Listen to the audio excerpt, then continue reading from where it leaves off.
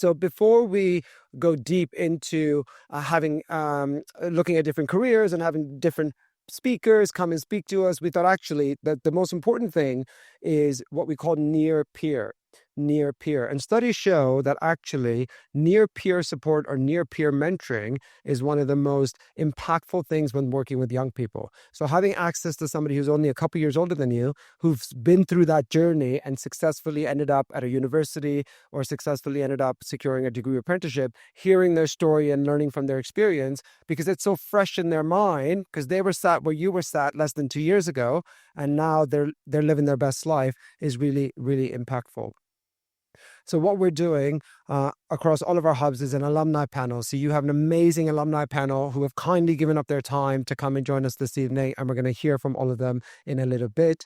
We're also so we're going to be doing that for all three hubs, not the fourth one because there's something else there. But what we're going to do is we're going to record each of the alumni panels a podcast as well. Okay, so we'll send those out to you. They're optional. You don't have to listen to them. But actually, if you think, oh, there's someone from Oxford on that panel, and I want to go to Oxford and I want to hear what he has to say, then you will have access to everything that's happening across the different hubs as well, not just your hub. Okay, so you'll be able to listen to it as a podcast and benefit from that as well.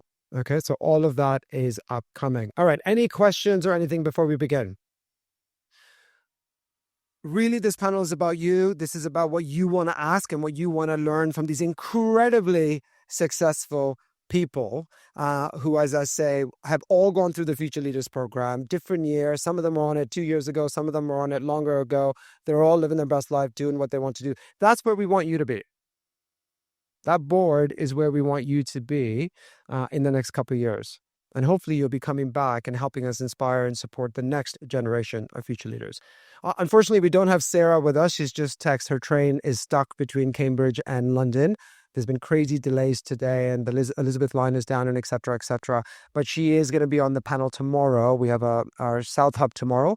So do look out for that podcast if you want to hear what she has to say. But we have all the other amazing professionals with us. So speaking of those, please, may I start by introducing our first speaker, Amina Khan from City University. Round of applause for Amina. Woo. Thank you, Amina. Excellent. Okay, next we have Jaiden, degree apprentice. Thank you, Jaiden. Clapping for Jaiden. Lovely. Yep. Loving the love. Next we have Anana. Anana, please welcome Anana. And hot off the press, we have, last but certainly not least, Jheanell. Jheanell, welcome.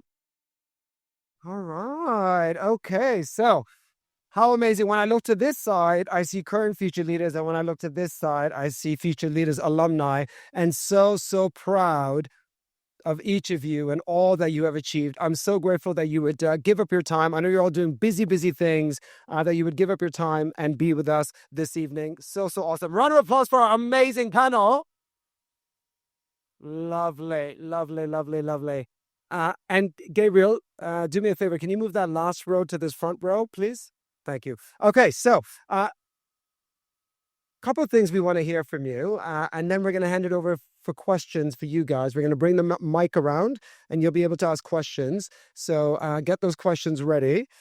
Okay, so let's start by our name, what year we were on the Future Leaders program, and what we're currently doing. So if we start with you, Amina. Okay, hi guys. My name is Amina. I was on the program 21 to 2022. And I go to City University doing Aerospace Engineering. Oh, that is serious, Aerospace Engineering. And which hub were you on? I was on the East Hub. On the East Hub. Yeah. Okay, lovely. All right. Thank you, Amina. All right. Next, sir. Hi, I'm Jaiden. I'm a Graphic Design Apprentice. I work for a company called Mace. We do construction and consultancy. I was part of the 2023 cohort, so I was here last year, but I was part of the East Hub. Lovely. Excellent. And 2023, so that was 2 years ago? Last year. Last year, yes, yeah. Okay, good, excellent, thank you. No, I think it was 2 years ago, because you were in year 12 when you were on the program. How long have you been a degree apprentice? That is true. I've been a degree apprentice since September of 2023. 23. That means you were on Future Leaders in 2021. I was 2021, yeah. Yeah, excellent. Okay, well done, excellent, good. And Mace is one of the biggest construction companies in the world. In the world. You may not have heard of it because, it's not like a McDonald's, not a household name, but actually they have built some of the biggest projects around the world. What are some projects that Mace have been involved in? So we did the Shard, we did The Shard. Eye. The Shard. Raise your hand if you've seen the Shard in central London. Tallest building in Western Europe. Okay, this is the company that built the Shard. Okay, it was $1 billion project. Sorry, go on. The London Eye, we did Battersea Power Station. Those are some of the main ones in London. But obviously we're also global, so we've done some stuff like Expo 2020 in Dubai, and lots of other projects. Nice. I was just in Dubai last week, actually. Yeah, the Expo building is very nice. Okay, next, over to you, Miss. Hi guys, my name's Anana. I'm a civil engineering degree apprentice, and I work for WSP. And I was part of the Future Leaders 2022 cohort, so 2 years ago. Lovely, thank you, Anana. And WSP, again, massive. It's a beast. Tell us what it does. So it does quite a bit, but I'd say it's an engineering environmental consultancy. So anything engineering, architecture, consulting, finance, kind of everything. And environment as well, right? They do like sustainability and stuff. Definitely. Yeah, it's, again, a huge brand. What are some of the things that WSP have built? Let's see if you can one-up Jaiden. See, this is awkward because they also did the Shard. Yeah. I mean, So we might have done like joint work on the Shard. 22 Bishopsgate, the tall one in Liverpool Street. Some work on Sydney Opera House as well. Yeah. wow. Quite a few. Yeah, you see, the Shard has different components to it. So there's offices in there, there's hotels in there, there's residences in there. So sometimes different companies will build different parts of it. Yeah. And when you're building massive projects like that, you have loads of companies involved. Like something like 36 companies delivered the Elizabeth line. 36 different companies. That's why it costs so much. 36 different companies built the Elizabeth line. Actually, I had a call with a company, Bechtel, if you know it, about creating some work experience opportunities for you guys. And I was like, oh, tell me about some of the stuff you've done. They're like, oh, we've built Elizabeth line. I was like, everyone I speak to says they built Elizabeth line. So I guess it makes sense. Yeah. Lovely. And Jheanell. Hi, my name's Jheanell and I'm a level 7 tax apprentice at EY. Well, and Jheanell, I was on TikTok the other day. Mr. Khan's on TikTok. And I saw your new TikTok channel. It's amazing. So tell us about that. What's happening there?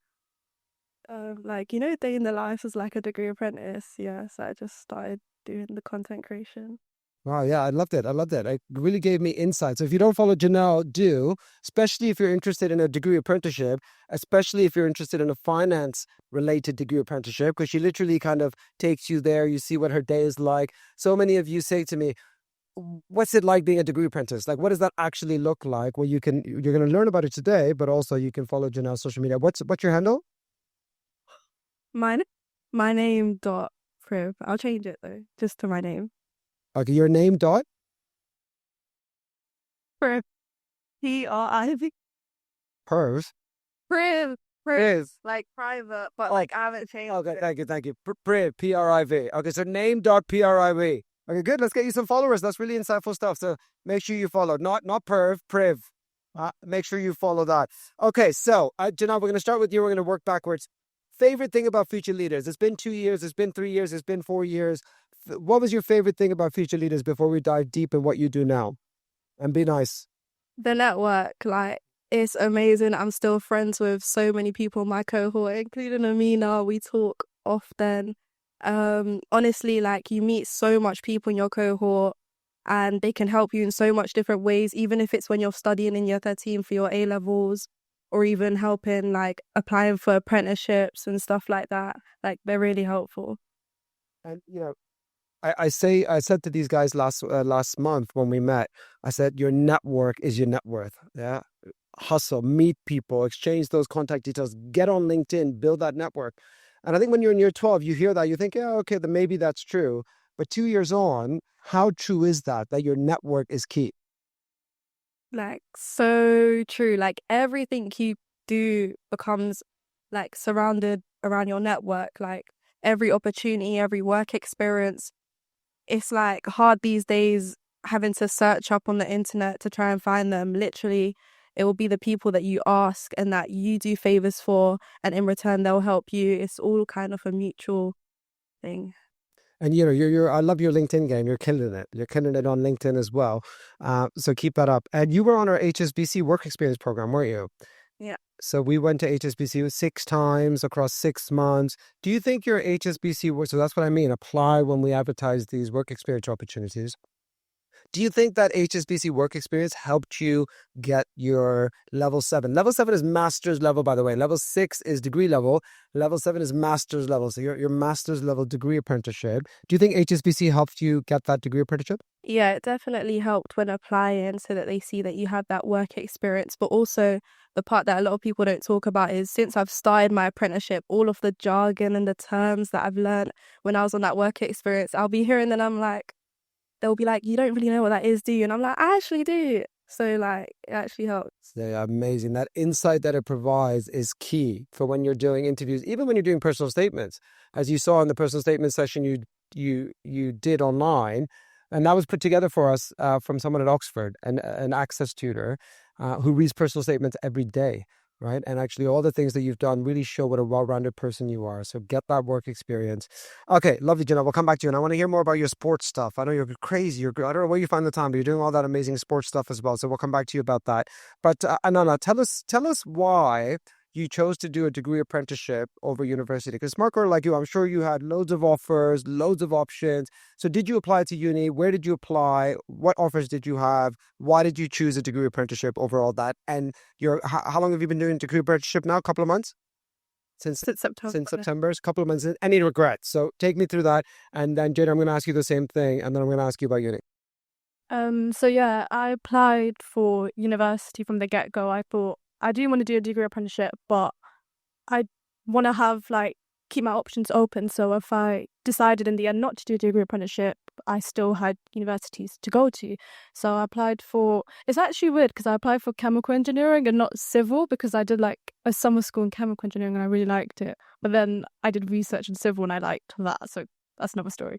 But yeah, I applied for chemical engineering at Imperial, UCL, Queen Mary, King's General Engineering because they don't do specific ones, and Brunel Chemical Engineering as well.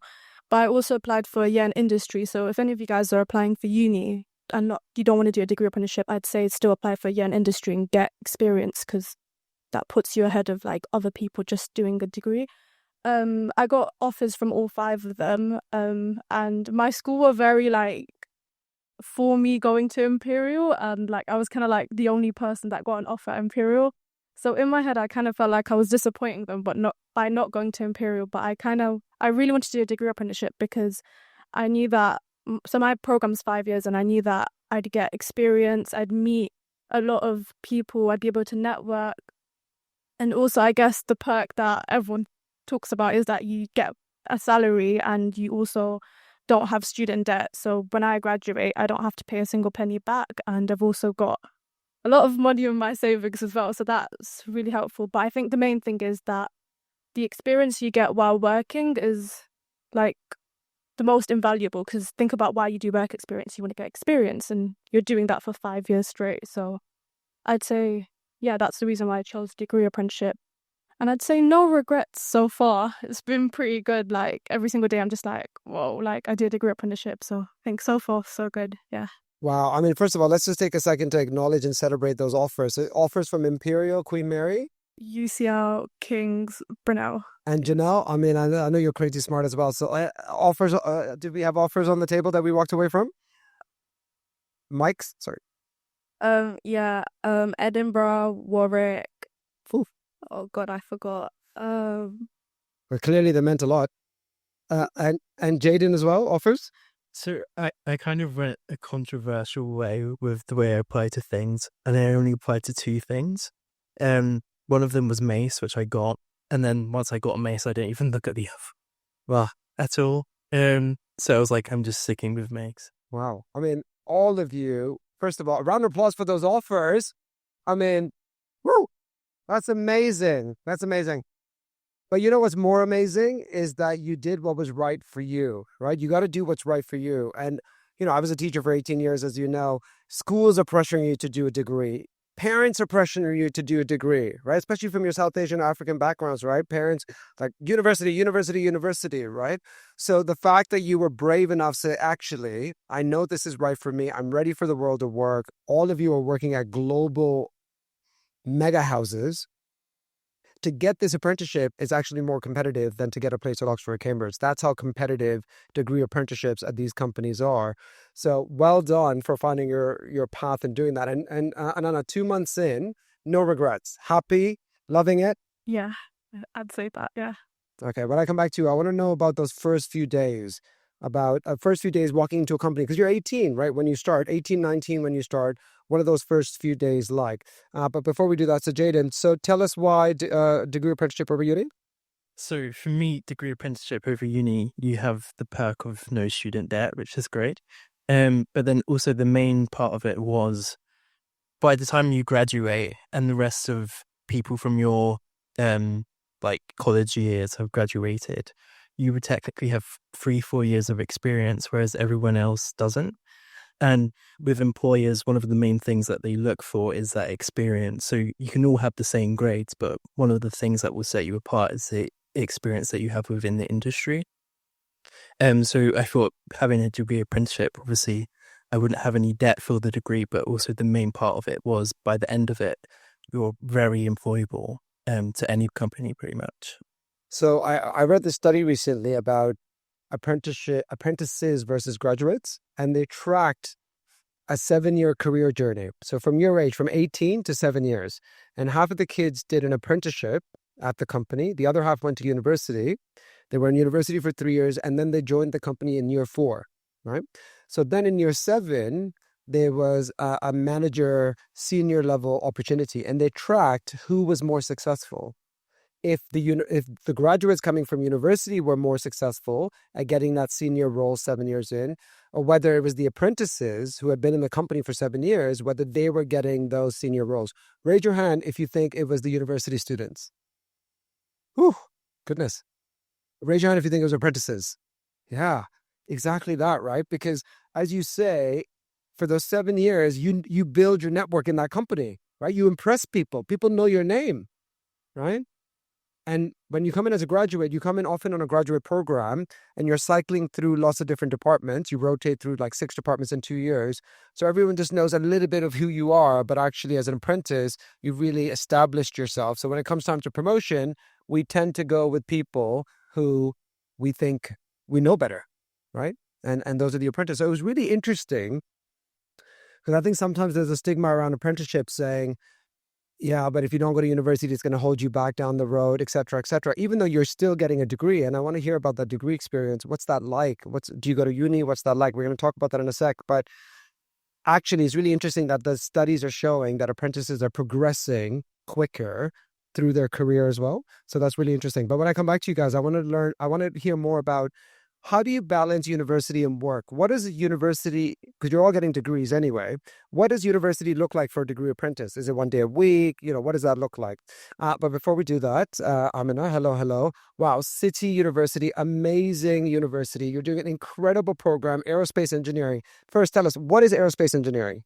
So aerospace engineering is your typical engineering, but it's focused more around aviation and planes.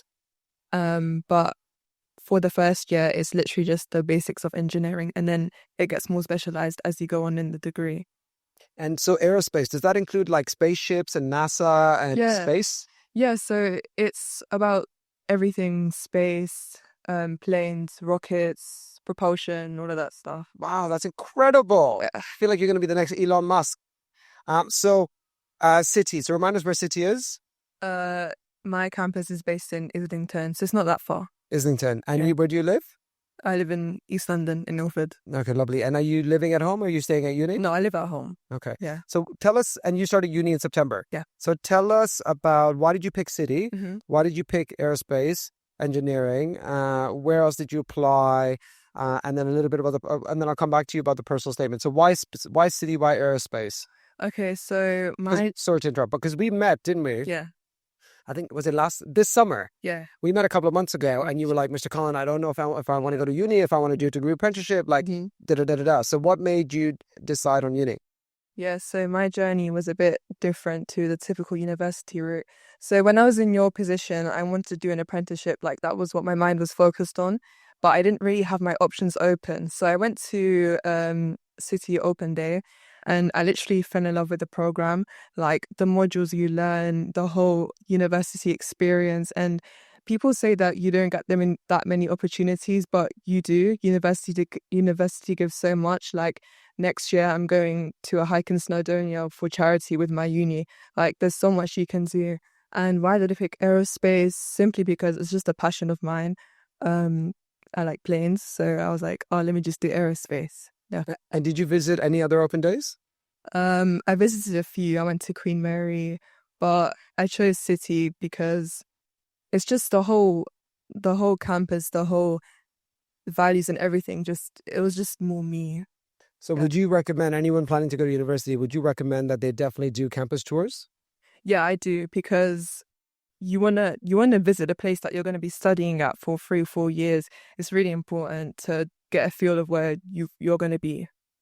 Yeah, it's crazy. I mean, when I was an A-level tutor, helping get kids into uni, they'd be like, "Sir, I can't decide between these unis." I was like, "Well, what did you think when you visited?" And they're like, "Oh, it's so far away, I didn't visit." But how can you pick a university without visiting? Because you might see all the pictures, you might read all the brochures and the results, but there's a vibe at a university, like any place. You need to go check out that vibe, and you need to see if it aligns with your vibe. And would you say so being on campus, it feels right or it feels wrong? Yeah, it just feels right. Also because of the society opportunities, like City was just the right choice for me. And so what's it been like? So personal statement. So um, any advice around writing a personal statement? And we'll do that for all of us because you will all have done personal statements, perhaps not Jaiden. What do you think helped you get this position at City?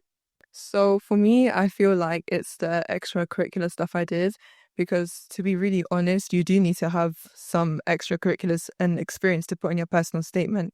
Even if it's like volunteering, for me, I'm in cadets, so I put that on my personal statement. Last summer, I went to summer school in UCL for forensic science. I know it's not related to engineering, but if your experience isn't related to what you're applying to, you can take out skills from that, like communication skills, leadership skills, put everything in your personal statement. And one thing, I think the structure is really important. So using the things like the STAR methods, writing out your situation and everything, is just really important when writing your statement. You know, I mean, I love what you said, because some people, like we partnered with Oxford University to promote that banking and finance, and well done to all of you that applied. You know, some kids were saying to me, well, I'm not interested in banking and finance. It's not even about banking and finance, right? It's about showing, as Amina says, you can draw things from it for whatever you're interested in. If you're interested in engineering, you can talk about how looking at spreadsheets helps you understand how things work, which you're applying to engineering, right? It's also about saying, I was selected for a highly competitive summer school. Right? For you did it in forensic science. For those of you that applied, you might do it in banking and finance. Even when we advertise work experience opportunities, don't think, oh, I don't want to do engineering, I want to be a doctor. Because actually, you can use an engineering work experience on a medical personal statement, right? It's just about how you connect the two. People just want to know that you're good, that you're selected for stuff. And that's why we encourage you to post about being on Future Leaders, because it starts to build your personal brand, right? That you're being selected for highly competitive stuff. So you should do that with all the other things as well. And then we can help you connect how A connects to B. Okay, lovely. So first couple of days as an apprentice. So before we do that, I'm going to ask you to raise your hand if you plan to go to university, plan to do a degree apprenticeship, or you're not sure. Okay, raise your hand if you plan to go to university. Raise your hand if you plan to do a degree apprenticeship. Raise your hand if you're not sure. Okay, good. Excellent. I'll ask you again at the end maybe, and we'll see if there's any minds changed. Okay, so before we talk about the first few days at a corporate, tell me about how the university degree works when you're a degree apprenticeship. So, Amina, I assume you have lectures Monday to Friday every day? Not every day, like 2-3 times a week. Okay, and how many hours a day? It can go from like 5 hours, 3 hours, just depends. And what are some of your courses called?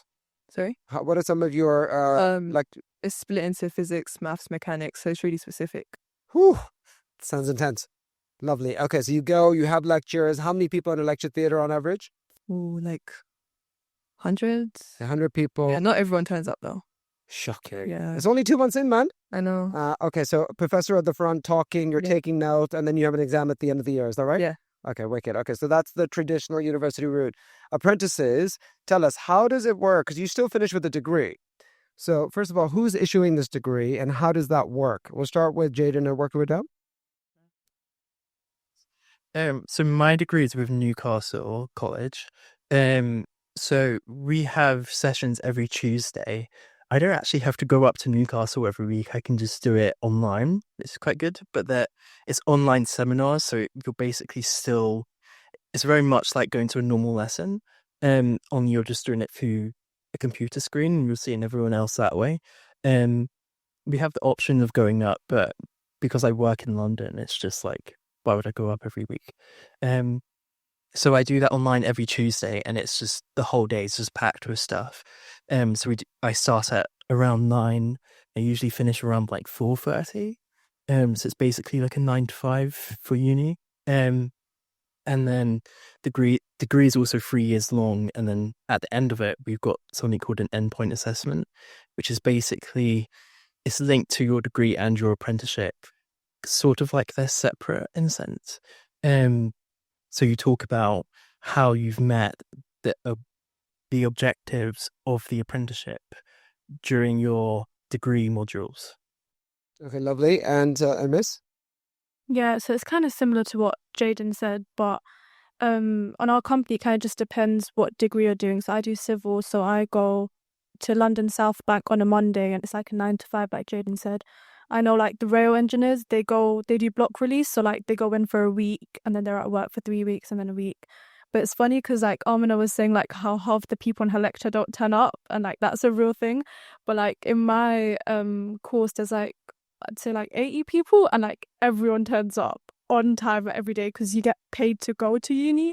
So it's kind of like you make that decision of like, do I want my money or do I not? So everyone turns up for our courses, and yeah, I do. Right now I'm doing construction practice, which is like CAD modeling on the computer, that kind of stuff. Materials and geology, so like materials, like we do lab sessions. Yesterday was like carrying some heavy concrete and making steel reinforced bars. And oh yeah, maths. But right now maths is pretty chill. It's like a recap of A-level. But yeah. Nice, thank you. And Jheanell, what's your uni life like? Mine's slightly different because I study a level 7, which is like equivalent to a master's. So I study the qualification directly that allows you to become a chartered accountant. It lasts over 4 years, and I would say so. What you have 15 exams, and say there's a month, and it's pretty spread out throughout the 4 years. But like say, because I had my first exam in October, it would go like you would have an exam date set probably at the end of the month. And then for that month that you had the exam date, you would have like a week of college at say the start of the month. And then it's up to you to revise after work for the remaining time that you have until the exam. And so you've already had an exam? So you started at EY in September of this year, right? Yeah. So, and you've been an apprentice for 2 months, and you've already had an exam? Yeah. Woo. And so where do you do the exam? Is it online? Is it at Ernst & Young? I personally done mine online, but you can request to go into a test center because there are a lot of like controls. They don't just let you sit in your room and do your exam. You have thorough inside checks of your room inside out, so you can't cheat. Nice. So either you have university 1 day a week, or you have a week of university and then you have 3 weeks of work. So those are the two kind of ways in which it works. So I think some of the biggest challenges young people face is I love the idea of a degree apprenticeship. I love the no debt. I know I want to get into work and start building that. But I also want the uni experience, right? I want to go, I want to party, I want to be in big lecture theaters, I want to meet lots of people. So to our apprentices, do you think you still get to experience some of that uni life? Because you've got 80, 100 people on your course. They might all be from different corporates as well, not necessarily just your own. Do you still kind of, are there socials? Do you get to go out? Do you do you get to meet people, etc.? Let's start with Jheanell and work our way down. And then we'll hear from Amina a little bit more about the socials at uni. This is actually one of the biggest myths I wanted to like demyth. Like my social life is like better than it's ever been before. I think when it comes to your social life, it's like what you decide to make it. If you want to put in the effort to go and meet your friends. But I also think in general, like my uni friends are jealous of the like social life I'm having. You get to go out for drinks almost every day if you want. It doesn't have to be anything heavy. It could just be a little network gathering of like, you know, some of your apprentices, grads or seniors in the team that you might want to catch up with. And it's really good helping you get work too. Or whether it's big socials, you know, there's a Christmas party coming up. That's going to be like amazing for networking. Or just on the weekends that you have. And you can pay for everything. And as an apprentice, when you go out anyways, your team pays for most of it. So it's like amazing. So best of both worlds. It's all happening. Yeah. And what would you say to that? Yeah, I literally agree with Jheanell on everything. Like, my company, they took us to Birmingham for like 2 days, and it was like a bit of an induction, but like after induction finished at like 2, they took us bowling. They like bought us dinner, like breakfast, lunch, everything's paid for. Like, so that's the social side of that with your work. Companies always host like events, and I think because of like the idea that like apprentices don't get a social life, there's like a lot of apprentice networks. So like on my phone, like on WhatsApp, like the top 10 are probably like apprentice communities that I've signed up to, and they do like socials like almost every other week. So I know like one big one's called Outer Circle, and they're like hosting a Brighton trip this weekend. I can't go because I'm a bit busy, but I would have went because yeah, like they do the most to make sure that you actually do get a social life. And like Jheanell said, because you're like really busy in a way, like you will probably like make more effort to meet your friends. So like I feel like I've seen my friends more since I've started work than like in the summer, because like in the summer we were just doing our own thing, but now we're like, oh, like when's the next time we're going to see each other, blah blah blah. But and yeah, you have like money to pay for everything, so like even if I see my friends like 3 times a week, I'm like, I can pay for this. So it's like it's all right now to think about the money side as well. But yeah, there's a lot of opportunities for socials, so don't let that worry you. Yeah. Nice. And you guys have been apprentices for 2 months. Jaiden, you've been an apprentice for 2 years. Is that right?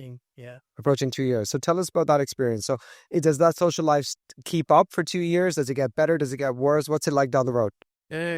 So I would say that it's definitely probably I would say it's probably as good as a uni social life, especially at Mace, because we have, for my cohort, we've got over 400 apprentices, graduates and apprentices. Wow. So that's just 400 people in your cohort alone, not even talking about other cohorts below and above you. So we've got over 400 graduates and apprentices in my cohort, which means that it's basically kind of just like the size of a year group. So bigger than a year group. Year group's usually 200. I mean, a huge year group though. Yeah. So yeah, I was saying in terms of socials, and networking, probably the same. The amount of people that you'd meet, I mean, uni would probably be a lot more, but in terms of your course and people that you'd realistically meet within a certain time frame, I would say like, yeah, it's definitely the same. And then also the pay factor of it. So when you go out to socials, you sometimes with like student life, I've heard it can be quite like budget restricted. Obviously when you're making money, it's easier to go out to a social and then be like, okay, I buy a certain person a drink because you want to get to know them better, you want to establish that friendship, and you want to be kind to that person. So it kind of offers you a greater opportunity to meet more people because you're able to fund that expense. Wow. And I've heard a lot about money, money, money. So let's talk about money.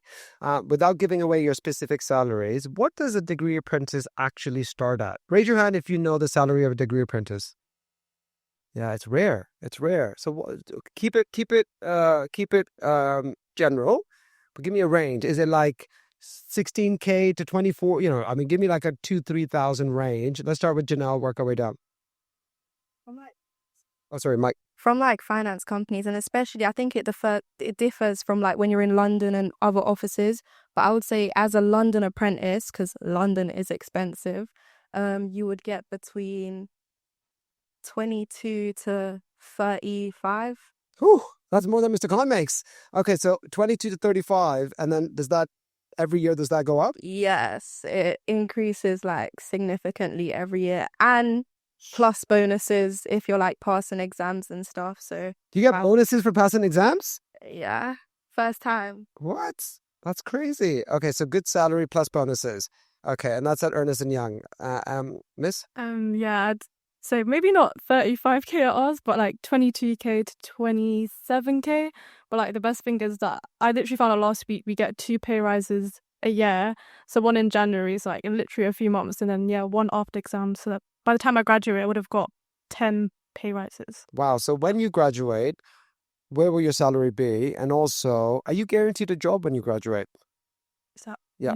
Yeah, so you're graduated a job as soon as you graduate. You just have to pass the endpoint assessment, but they make it really easy for you to pass because you've already shown like your strengths across the 5 years. So it's kind of like a final assessment, but yeah, you have a guaranteed job.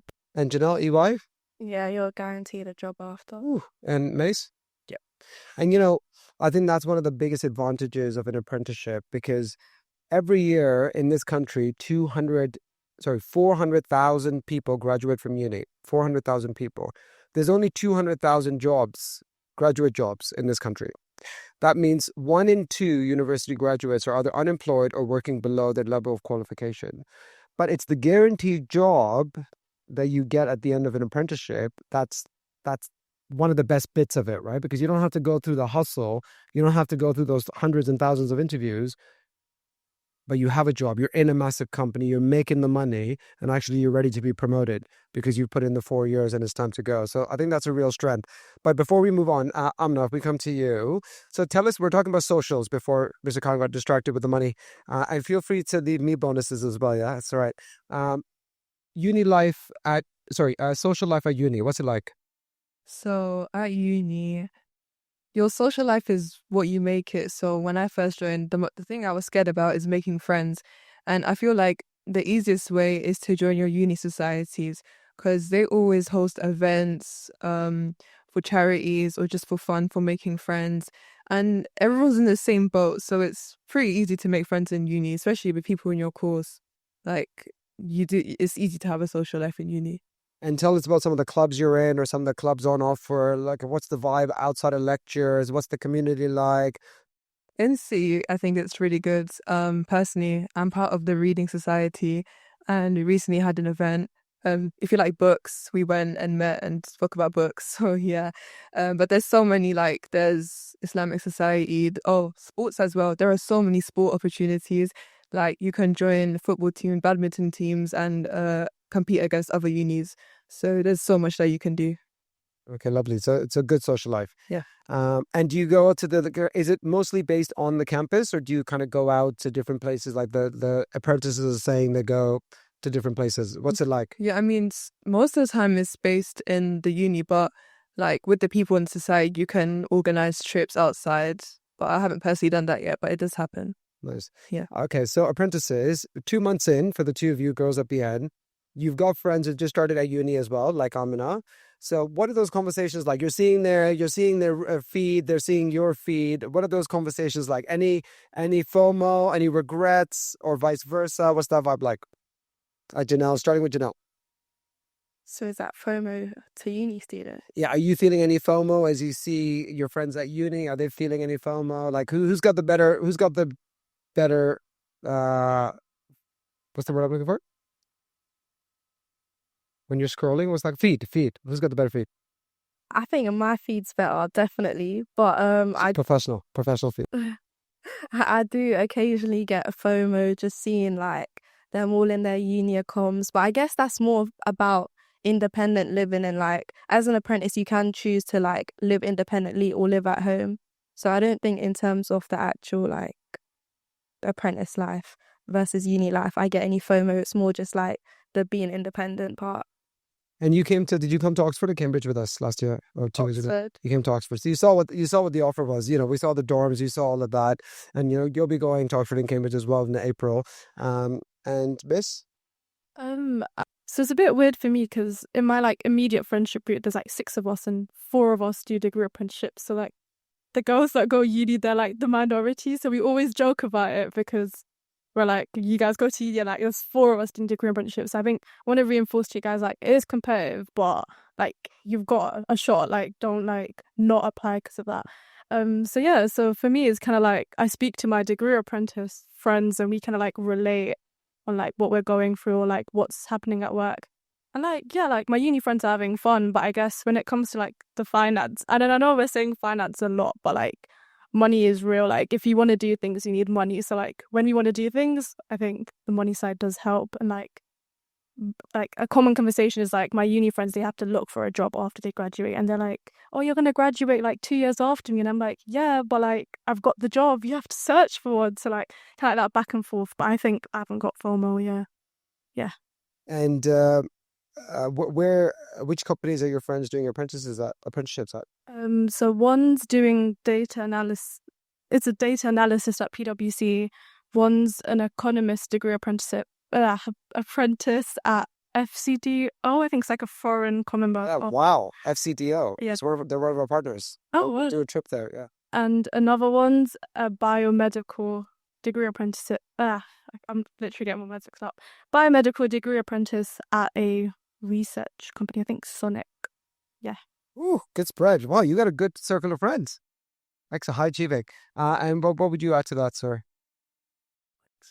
I would say no FOMO. The thing is as well, you can also just go and visit your uni friends if you want to see what uni's like. So if you feel like you are missing out, you could just hop on a train or however they close they are, walk.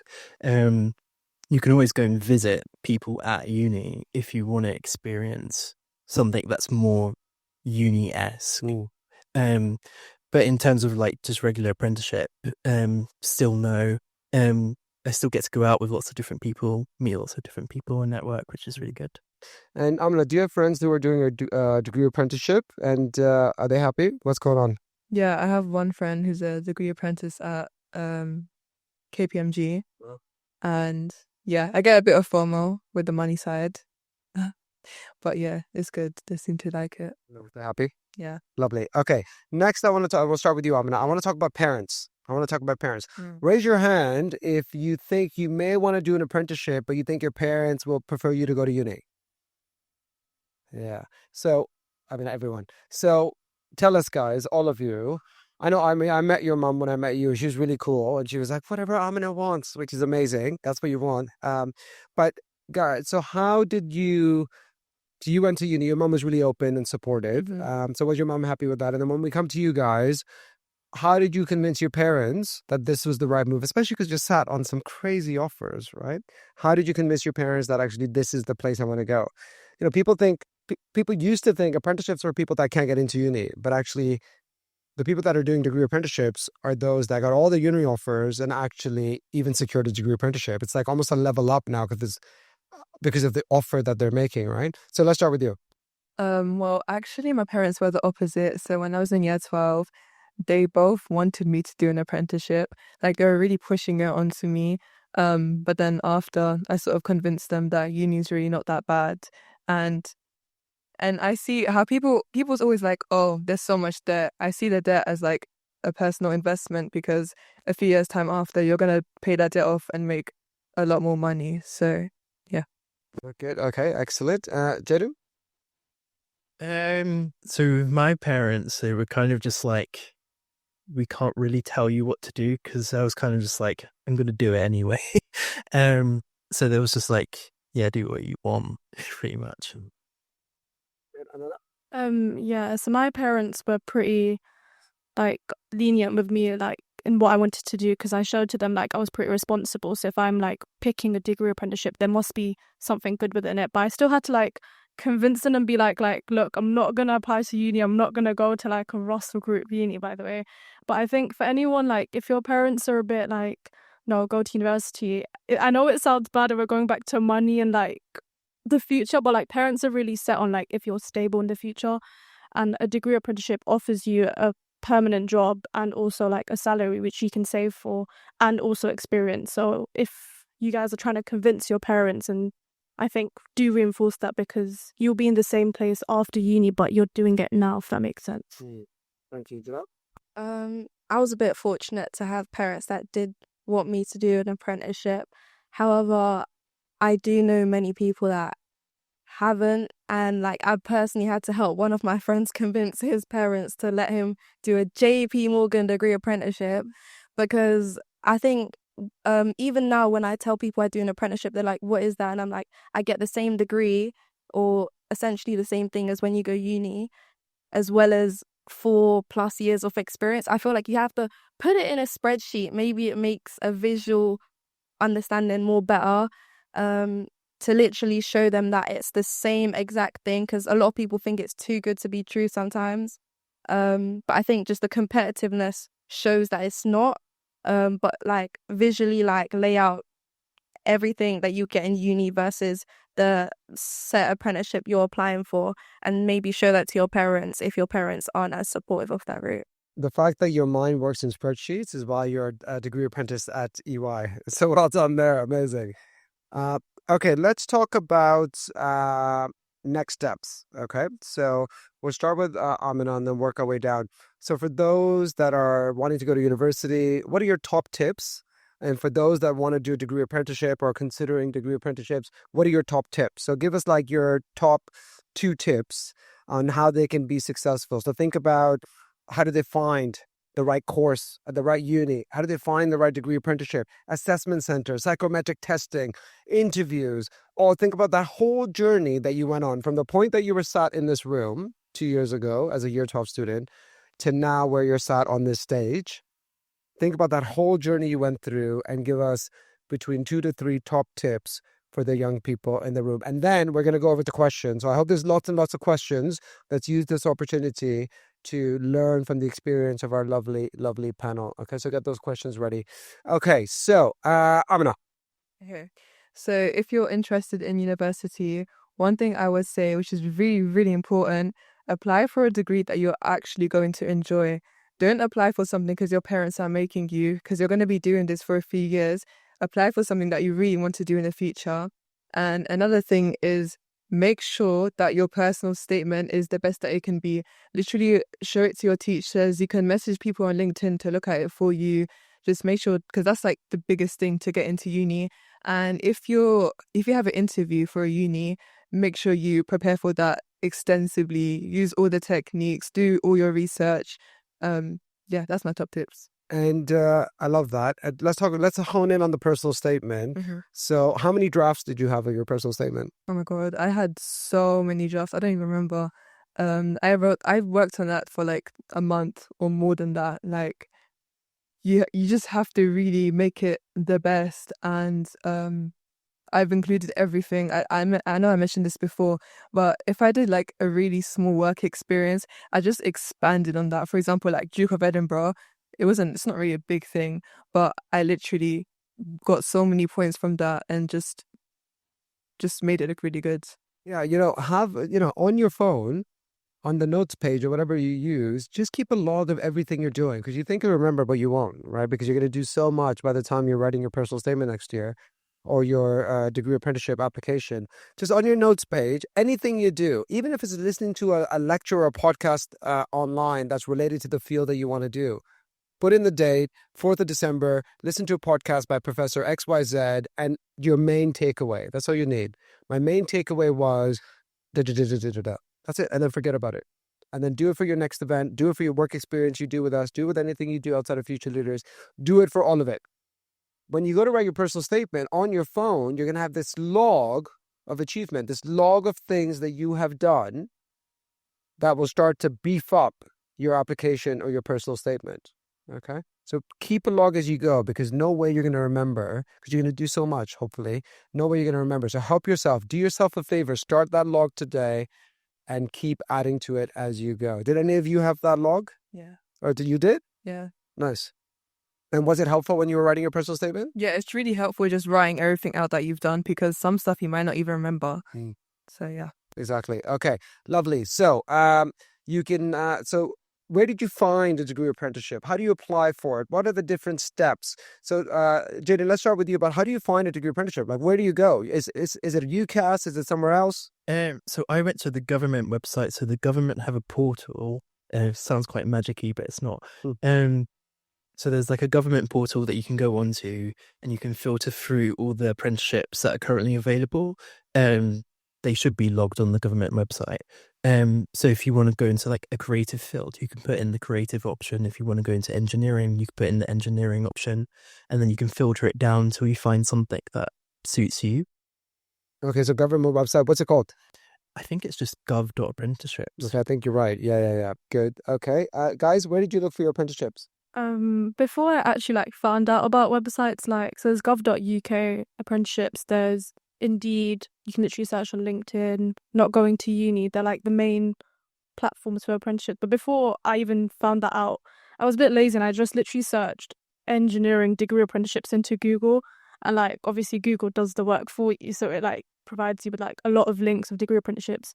And another thing I did was like search top engineering companies and then like just go into like those company pages, and they have like early careers vacancies, and pretty much I'd say any company that you can think of now is actually offering a degree apprenticeship. So yeah, you can either do it the way Jaiden does, or just even go into a company and apply through their website. Yeah, you make a really good point, Anana, about every company offering a degree apprenticeship. A new law was introduced in the UK about 6 years ago. If a company doesn't offer degree apprenticeships, they have to pay a fine to the government. So you're thinking about your most prestigious companies, like, you know, for instance, the big four, PwC, EY, Deloitte, who am I missing? KPMG, which is a partner of ours. You look at engineering firms, Mace, WSP. You look at media firms. You look at anything. You can even now be a lawyer and a doctor in this country without ever having gone to university. Right? There's a lawyer, there's a solicitor apprenticeship, there's a doctor apprenticeship. So every single company, every single industry, every single sector now offer apprenticeships. Because if they don't, they actually have to pay a fine to the government, because the government a couple of years ago wanted to create lots of youth employment and knew that actually university is not right for everyone. And actually we had such a shortage of labor in the market. They're like, we can't wait 3-5 years for people to finish uni. And what businesses were saying was what they're studying at uni is not actually what we need them to know. Right? They're studying all these things. They come to us. They don't know anything about what we do. So the government was like, okay, well, start your own university then. Start your own training programs. Train your own staff. Grow your own. And so now all companies are doing that, which is providing great opportunities. So, okay, so just Google it. So I like that idea of looking up the sector you're interested in, top engineering firms, and then going and looking at that. Jheanell, what would you add to that? Pretty much echo that. Searching up all companies, in fact, because a lot of them people might say it's a bit hard to find, but you could literally within like 10 minutes find a list of like 50 companies, put that onto a spreadsheet on whether they do have an apprenticeship or whether they don't, like just searching up all companies. And so now let's say fast forward, you've applied. Okay. How many degree apprenticeships did you apply for, Jheanell? Probably about 5, but like so I know people that have applied to 100 plus. Wow. Okay. And what about you, Anana? I applied to like 20, and then like the first 14 was all rejections. And then the moment I got one offer, then like all the offers started rolling, and I was like, now I have to pick. But yeah, I applied. So where were your other offers? I applied for engineering, and I also applied for technology apprenticeships because I was like, it seems really cool. I don't know if I get an engineering one, I'll do engineering. But I got a technology degree apprenticeship offer at Morgan Stanley as well. Oh, wow. And yeah, they called me the day I was like gonna sign my contract at WSP, but I was like, oh, like this is really hard. But I really liked my interview at WSP and like the company as a whole, and I was like, no, I have to do this. But yeah, it matters, right? Values matter, right? The vibe matters, whether it's university or the company. Go and visit, spend some time there, get to know some people. Amazing. And Jaiden?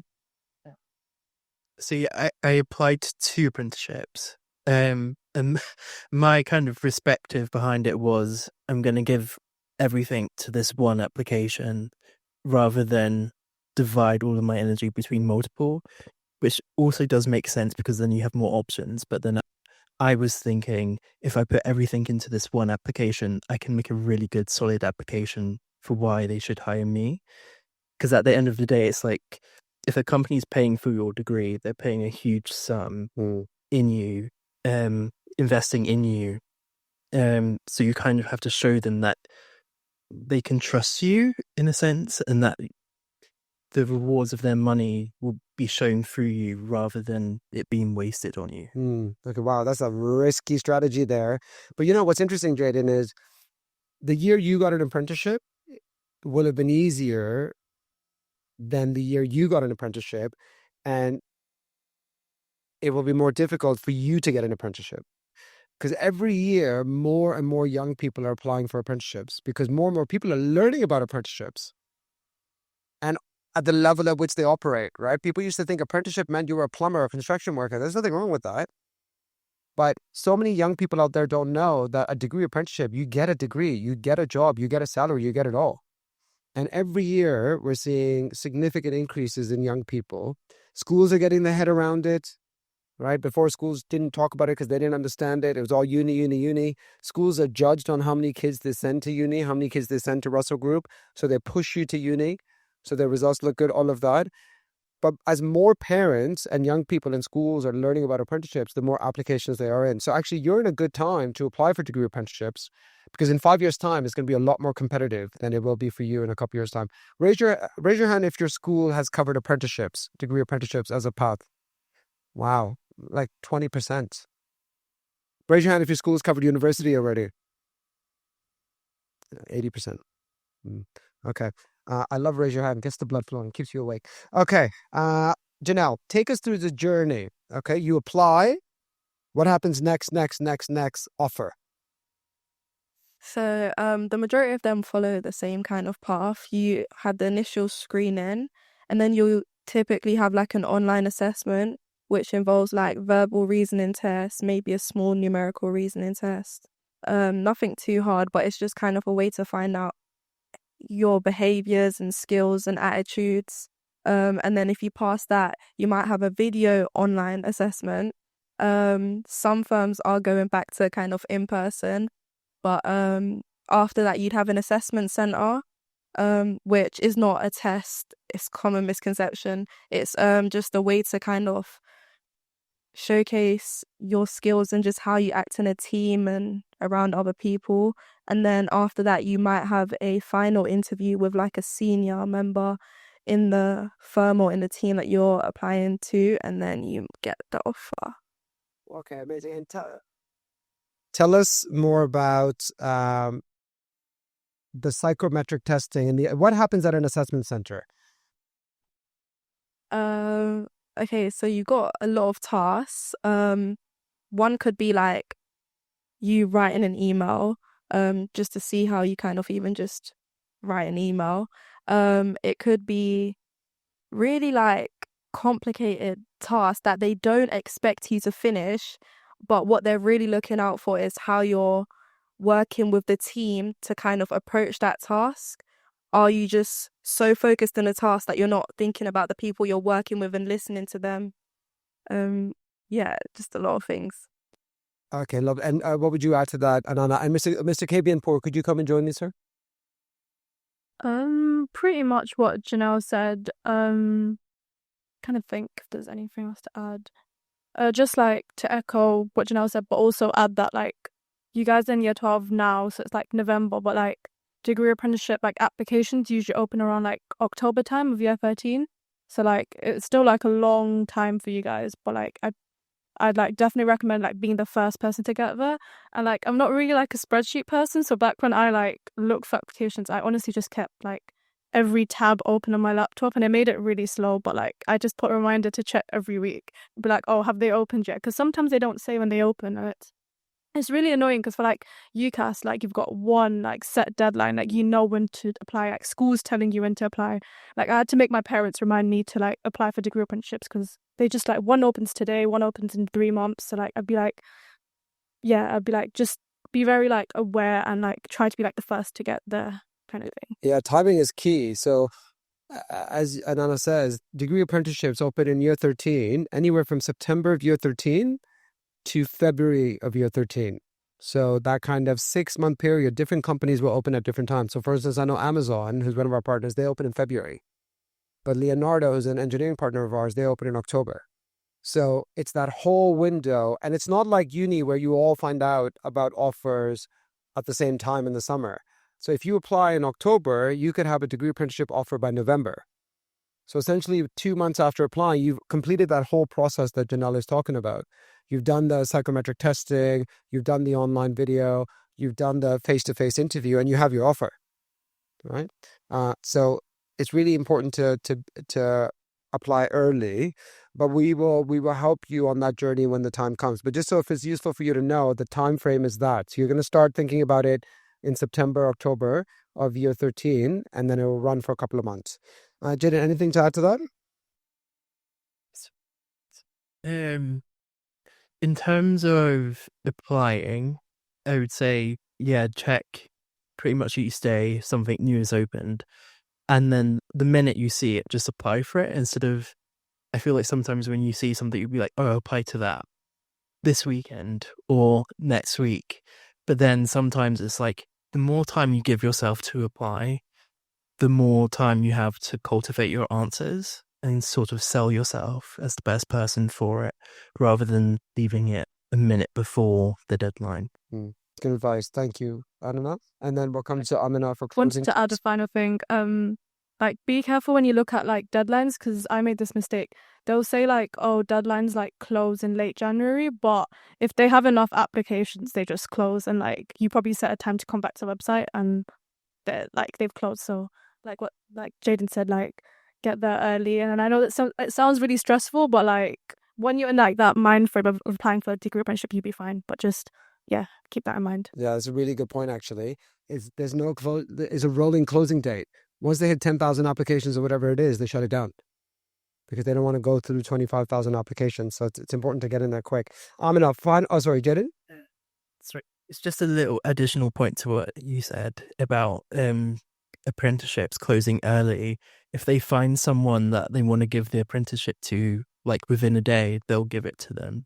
So get on the apprenticeship applications as quick as you can, because if someone wins the apprenticeship, they can get it like instantly pretty much, rather than the company having to wait the entire time to receive applications. If they find someone that they want, they'll just hire them. Thank you, sir. And Amina, closing comments from you before we go to questions about top tips for uni. Yeah. When applying, one thing that I highly recommend is reading the actual course information for the uni that you want. Because, for example, engineering in City is way different to Queen Mary. Like, the courses are really specific. So pick one that you think you would enjoy. And one more thing, make sure that you take every single opportunity that is presented to you. I know it's such a cliche thing to say, but it's really important to build your personal skills and your CV and everything.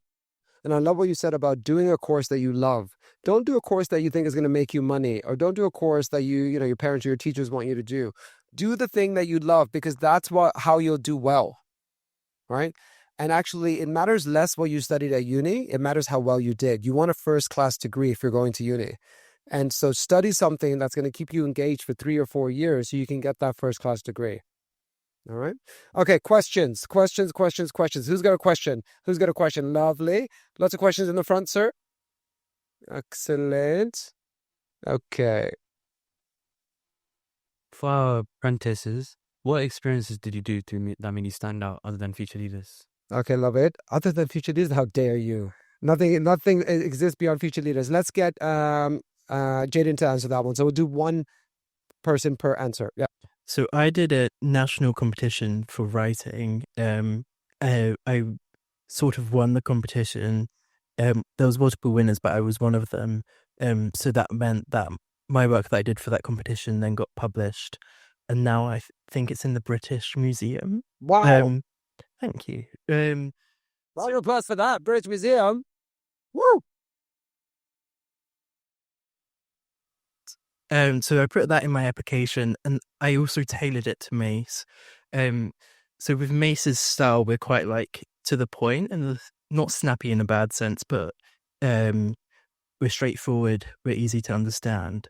So I sort of tailored that national competition into it, because I had to write something in less than 100 words. So I was like, oh, these two link. I can sort of merge these together to say I can write something really succinct and effective, which links back to Mace's values. So I tied the experience with the company to create a better result. Nice, thank you. Well done. Okay, and also I forgot to say, everyone who asks a question is going to get a snazzy Future Leaders pen. Amazing, amazing, amazing. And the person who asked the best question, which we will decide at the end, gets a Future Leaders power bank. Wow, Future Leaders power bank. Excellent. Okay, next question. Can I give you these pens, sir? Sure. There you go. Thank you. Did you get your pen, mate? Oh, no. Okay. If you do a degree apprenticeship with a big company that has it like in a different country. Sorry, could you speak up? Just move the mic closer to your mouth so everyone can hear. If you do a degree apprenticeship with a big company that has their firm in another country like the US, can you transfer midway? Or if you do finish your apprenticeship, can you use that degree apprenticeship in the US? Let's have Jheanell, because EY, Ernst & Young, is a global firm, operate in lots of hundreds of countries. What's the answer you think? Yeah, there's so much people, my seniors, grads, in fact, even after you finish your apprenticeship, a select amount of students get put on a secondment to New York, but even just in your team, whether who you work with, there's so much secondments to New York, America and Asia, and EY's in every continent, so there's so much secondments and opportunities for you to stay in other countries for years. And I think in many ways, a degree apprenticeship is more international, because what you get with a degree apprenticeship is not just the degree, but the qualification. That qualification, like Jheanell, your qualification is going to be a tax qualification, right? Is ACCA? No, it's the general ACA, the Chartered Accountant. So ACA, that's globally recognized, right? But if you go to X university and you get their degree, that degree may not be globally recognized, but that qualification is globally recognized, right? So I think, if anything, if you're thinking about traveling, degree apprenticeship is a good thing to consider. Okay, next question. Thank you, sir. Lots of questions. That's what I like to see about that. This question's to the apprentices. What was the actual application process when you was applying? So did you have any interviews after you actually put your initial personal statement through and stuff like that? Yeah. So just recap for us, Jheanell. I think you did it. Just give us that answer again. Yeah. So it's initial initial application, and then you have like online assessments, video assessments, and assessment centers, and then a final interview, and then your offer. Thank you. Next question. We're going to run out of pens at this rate, sir. To those of you that apply to universities and degree apprenticeships, do you think it's worth doing? And like, how did you balance out both UCAS and your applications for apprenticeships? That's a good question. I mean, all of them have been good. Okay, let's have Amina. I'd say, I think the thing I mentioned about annoying deadlines kind of works in your favor when it comes to applying for uni as well. So like, when you've got your UCAS deadline, you've kind of like, schools kind of got you sorted out. Like, they'll make sure you do like your first personal statement draft, your second one, your third one.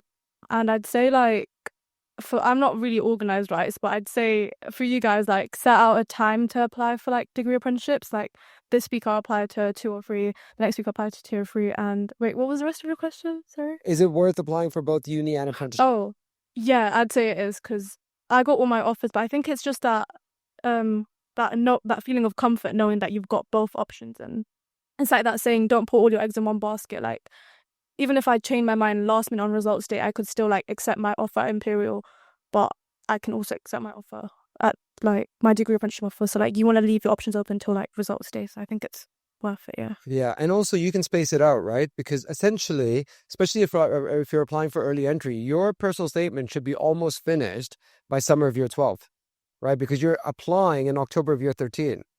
So get your personal statement done by October of year 13, and then October onwards, focus on degree apprenticeships, right? And then you've got all that time to make a decision.